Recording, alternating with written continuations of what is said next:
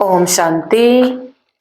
कल आप सभी को मुरली का महत्व समझाए थे ना। मुरली क्या चीज है, मुरली से क्या क्या हमें मिलता है, मुरली कौन सुनाता है जिस मुरली के लिए सूद बूद गोप गोपिया भूल जाते हैं। ये सारी बातें आप सबको कल समझाए थे। आज मुरली में परमात्मा क्या महावाक्य पहला पहला उच्चारण करते हैं उसको आज समझेंगे ना। भगवान आके क्या पढ़ाई पढ़ाते हैं, हमें कैसे पढ़ाई पढ़ाते हैं, इस पढ़ाई के बारे में आज के बाद आप सबको ये पढ़ाई शुरू होगी। थोड़ा थोड़ा सही, 10 मिनट सही, लेकिन जरूर इस पढ़ाई को आप लोग पढ़िएगा। तो आज देखिए, आज 30/4/2025 का मुरली है ना, जिसको मुरली कहते हैं। इसमें पहला पहला बाप हम बच्चों को समझाए हैं ना। पहले पहले बाबा इसी शब्द में उच्चारण करते हैं तो मीठे बच्चे कहते हैं ना। मीठे बच्चे कह के हमें आगे बढ़ के सुनाते हैं उधर। मीठे बच्चे, बाप तुम्हें पुरुषोत्तम बनाने के लिए पढ़ा रहे हैं। पुरुषोत्तम मतलब उत्तम पुरुष, सबसे ऊंचा श्रेष्ठ, ये बनाने के लिए पढ़ा रहे हैं। तुम अभी कनिष्ठ से उत्तम पुरुष बनते हो। हम कितना नीच बने हैं और आज, और परमात्मा हमें इस पढ़ाई को पढ़ा के कितना ऊंच बनाते हैं, अर्थात उत्तम पुरुष बनाते हैं। पुरुषों में उत्तम कहते हैं जिसको। सबसे ऊंच है देवताएं। उत्तम पुरुष बाबा कहते, परमात्मा शिव बाबा कहते कि सबसे उत्तम पुरुष हैं देवताएं ना। इस तरीके से मीठे बच्चे कह के परमात्मा हमें बाप के रूप में पढ़ाते हैं। उसके बाद इधर प्रश्न पूछते हैं हमें टीचर के रूप में। तो प्रश्न में आज हम बच्चों को पूछे हैं, यहां तुम बच्चे कौन सी मेहनत करते हो जो सतयुग में नहीं होगी ना। इस कलयुग में कौन सा मेहनत हम करते हैं जो सतयुग में नहीं करना पड़ेगा। यह प्रश्न पूछ रहे हैं टीचर के रूप में परमात्मा शिव बाबा। फिर उत्तर में बताए हैं, कई बच्चे उत्तर भी इसका देते हैं। जो बाबा के बच्चे हैं, कई स्टूडेंट इस प्रश्न का उत्तर देते हैं और कई लोग सही सही उत्तर देते हैं। तो उत्तर में बाबा कहा, यहां देह सहित देह के सब संबंधों को भूल आत्म अभिमानी हो शरीर छोड़ने में बहुत मेहनत करनी पड़ती है ना। यहाँ पर हम अपने को आत्मा समझ के अपना ये पुराना शरीर को छोड़ने में मेहनत लगती है, अर्थात अंत समय हमारी इसी शरीर से आत्मा निकलेगी तो बहुत मेहनत लगेगी, कष्ट होगा। तो ये आत्मा शरीर से कैसे सहज रीति निकले, इसके लिए हमें परमात्मा हमें अभी मेहनत करा रहे हैं, इसी के लिए बता रहे हैं। बहुत मेहनत करनी पड़ती है सतयुग में। बिना मेहनत बैठे बैठे शरीर छोड़ देंगे। सतयुग में हमें मेहनत नहीं करना पड़ेगा, बैठे बैठे शरीर छोड़ देंगे, ये शरीर रूपी वस्त्र को छोड़ देंगे। अभी यही मेहनत व अभ्यास करते हो कि हम आत्मा है, हमें इस पुरानी दुनिया, पुराने शरीर को छोड़ना है। यह हम मेहनत कर रहे हैं कि ये पुरानी दुनिया को भी भूलना है और ये पुराना शरीर को भी छोड़ना है यहाँ। तो ये मेहनत हमें बैठ परमात्मा करा रहे हैं। पुराना शरीर को छोड़ना है, नया लेना है। सतयुग में इसी अभ्यास की जरूरत नहीं ना। सतयुग में होंगे हम तो इस अभ्यास का जरूरत नहीं होगी। ऐसे कह के प्रश्न और उत्तर बाप के रूप में हमें मीठे बच्चे कहते और प्रश्न पूछते हैं टीचर के रूप में, और ये प्रश्न उत्तर को स्टूडेंट लिखते हैं। जो भी बाबा के बच्चे पढ़ने वाले हैं वो प्रश्न उत्तर लिखते हैं। और प्रश्न उत्तर के बाद यहाँ पर एक गीत बजता है, अर्थात पिक्चर का ही गीत है। लेकिन पुराने पुराने पिक्चर का गीत है। इसका अर्थ सहित गीत को इस मुरली में देते हैं बाबा।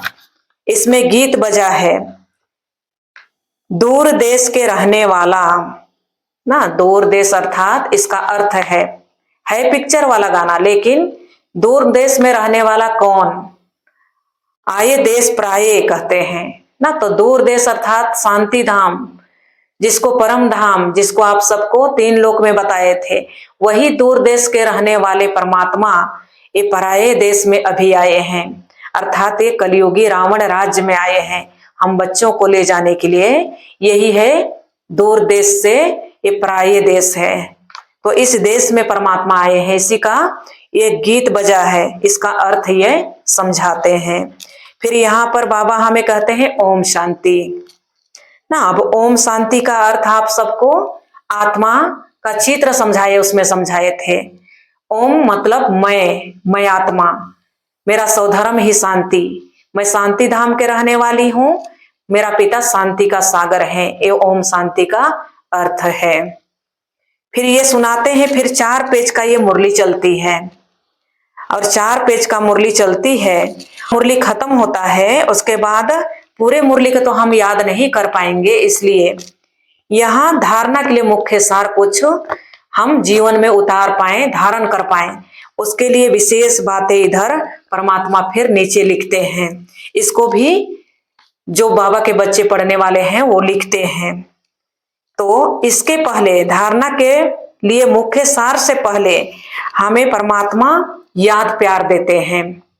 तो याद प्यार में कहते हैं यहाँ, मीठे मीठे सिकी लधे बच्चों प्रति माता पिता बाप दादा का याद प्यार और गुड मॉर्निंग, रूहानी बाप की रूहानी बच्चों को नमस्ते।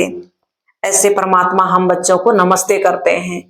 मीठे मीठे सिकी लधे बच्चों प्रति अर्थात हमारी मीठे मीठे बच्चों को याद प्यार और नमस्ते करते हैं ना। बहुत पहले से हम बिछड़े हैं परमात्मा से और आज मिले हैं, उन बच्चों को सिकी लधे बहुत प्यारे बच्चों को मैं नमस्ते करता हूँ, ये कहते हैं बाबा।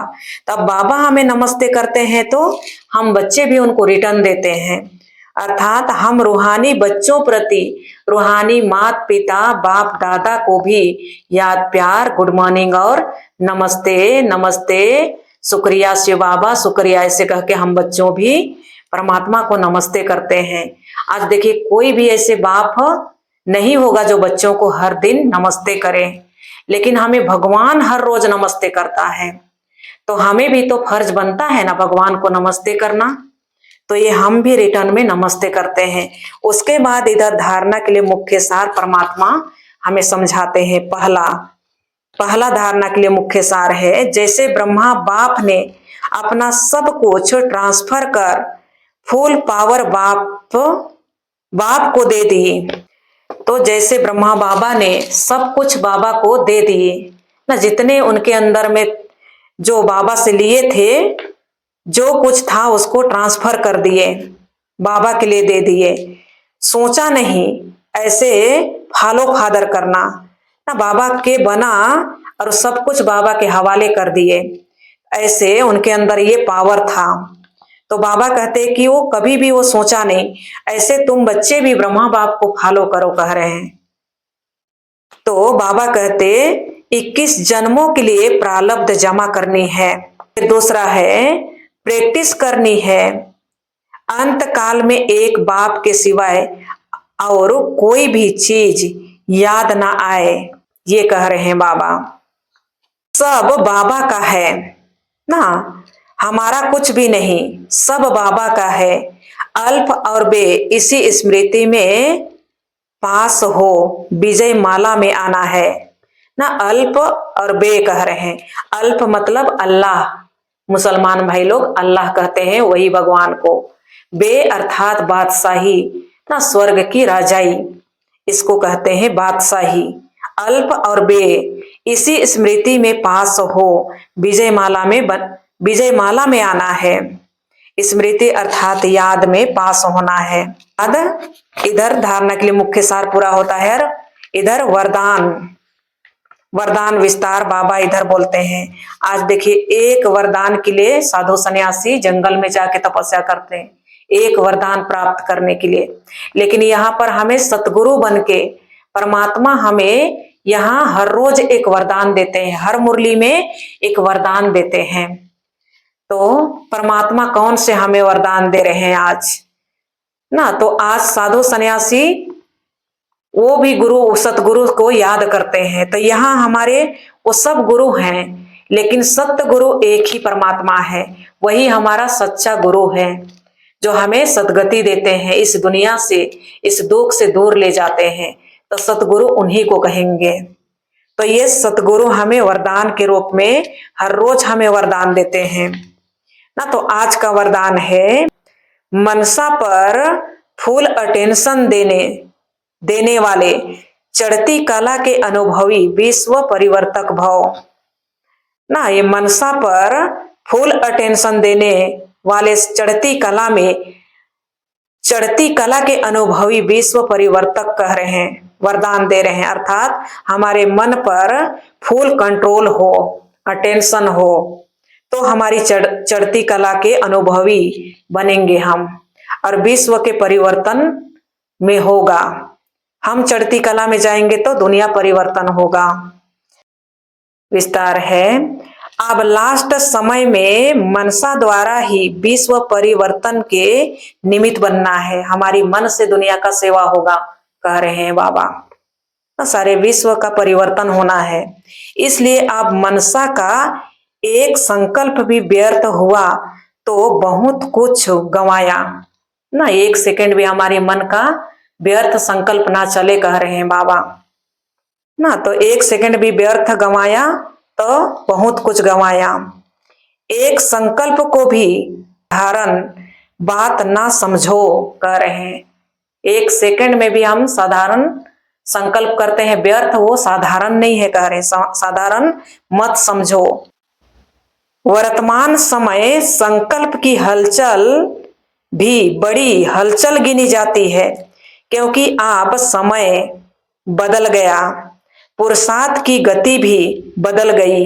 तो संकल्प में भी फुल स्टॉप चाहिए, हमारी कंट्रोलिंग पावर हो संकल्प में, कह रहे हैं। जब मनसा पर इतना कंट्रोल हो तब चढ़ती कला द्वारा विश्व परिवर्तक बन सकेंगे ना। ऐसे हमारे अंदर मन की कंट्रोल, संकल्पों की कंट्रोल हो तो हम चढ़ती कला द्वारा विश्व का परिवर्तक बन सकेंगे। स्लोगन है, कर्म में योग का अनुभव होना अर्थात कर्म योगी बनना ना। परमात्मा स्लोगन दिए, एक स्लोगन देते हैं विस्तार के बाद। तो बाबा कह रहे हैं, कर्म में योग का अनुभव होना, योग अर्थात परमात्मा की याद। हर कर्म करते हम परमात्मा की याद में रहें, ये अनुभव हो, तब कर्म योगी बनना है ना। तब हम हर कर्म करते परमात्मा की याद में रह सकेंगे, ये कह रहे हैं। अव्यक्त इशारे 2 लाइन 3 लाइन परमात्मा यहाँ हर रोज हमें समझाते हैं।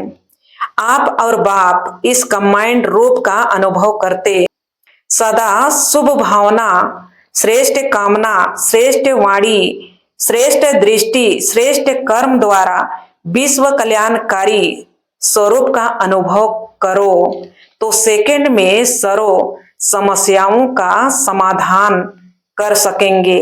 सदा एक स्लोगन याद रखना ना, समस्या को देख डगमगाएंगे, स्वयं भी समाधान स्वरूप रहेंगे और दूसरों को भी समाधान देंगे।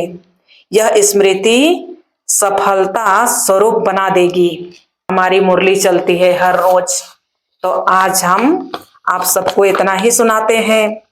हर रोज आप सबको इतना थोड़ा थोड़ा करके समझाएंगे, और आप लोगों को अगर ज्यादा पढ़ना भी चाहिए रहेगा तो यूट्यूब से मंगा के आप लोग पढ़ लीजिएगा ना। ये पूरा मुरली पढ़ सकते हैं। अगर पूरा मुरली पढ़ने में तो 1 घंटा लगता है, इसलिए 1 घंटा तो कोई नहीं देखता नहीं सुनता, इसलिए हम लोग कम से कम 10-15 मिनट का ये परमात्मा का महावाक्य डाल रहे हैं। तो हर रोज इतना भी आप लोग सुनेंगे तो अहो सौभाग्य आप सबका।